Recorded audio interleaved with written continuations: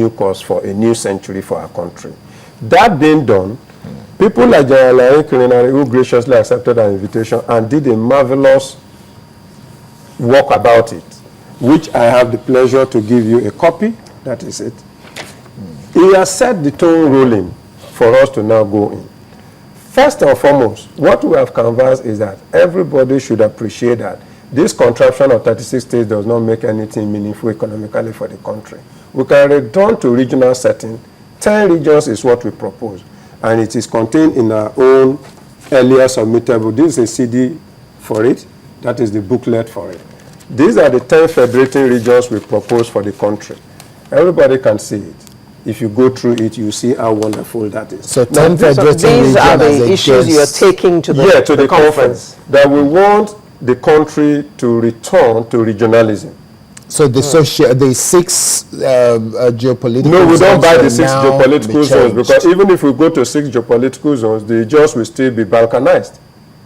Okay. So for us, we are looking at a JAWS being in a contiguous, homogeneous space, okay? And that is one littoral region. Then we have the Igboed group of people in one region. We have the Yoruba in one region. We have the Efik, Ibibio, Ogoni, all that in one region. We have the Busa, Kambri, Nupe in one region. We have the Middle Belt people, you know, Jokunti, Vigala in one. Okay. We have the Hausa Fulani, and we have, of course, far north, the Chua Arab in another. We do have to wrap up now, but just before you go, there is what some people have described as Project GEJ, which is the precedent for 2015 election. What is the position of the Ijaw people? Our position is very simple, but let's put it this way. Whether President Jonathan was an Ijaw man or not, we would have taken the same position we are taking, right? First of all, he has constitutional guarantee to vie for re-election. But being he is somebody who comes from a minority background, being he's doing a good job in the country, saying he has set the country on a pathway to restructure, and we can create true federalism under his watch, cooperation of all Nigerians, why should he not be given the chance? So for us, we have asked him to actually seek re-election, at least at the home level, at the family level. It is left for him to make up his mind and declare to Nigerians. For us, we believe he's doing a great job. Let us assist him. And we want to use this opportunity to thank Nigerians. I was organizing secretary earlier in this Congress, 2011. There was no ethnic nationality group the Ijaw National Congress did not do this bridge building network with. And it is their understanding our issues that helped them to vote him. That was round 1. And we thank them. I think they are still with him, and so they should give him another round 2 vote. will now be which is what we are working seriously towards.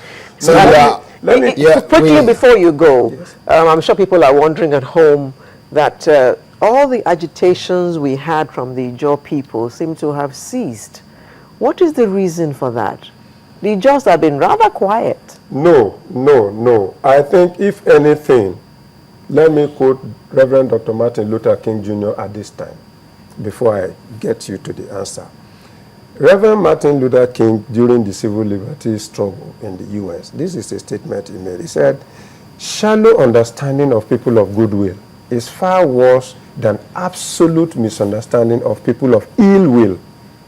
What the Ijaws are doing quietly behind the scenes is to move away from all those Kayama declaration, Azigboro 12-day revolution, where people are, or even the militancy where people have taken us for, oh, these are just war people.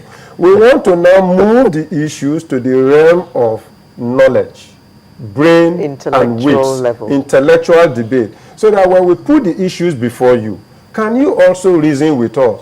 Why is it that it is in Nigeria that a unitary federalism will be called true federalism? Is it right? Is it applicable anywhere else in the world? So these are the things we are quietly doing. And so some people will say, these people are not presenting themselves in their usual way.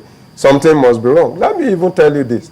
If you go to my address at a Ijaw Day to the world, we said millions of people may be falling into a lull thinking President Jonathan's election has brought complete solution to the Ijaw issues. No. We are even warning other ethnic nationalities of this country that It is not Jonathan being president that solves the Nigeria problem. It is what Nigerians do through the national confab and return the country to true federalism that will liberate all of us. That's the message. Thank you very much. And on that note, we have to wrap up. An engineer and acting president of Ijaw National Congress, Charles Amboi.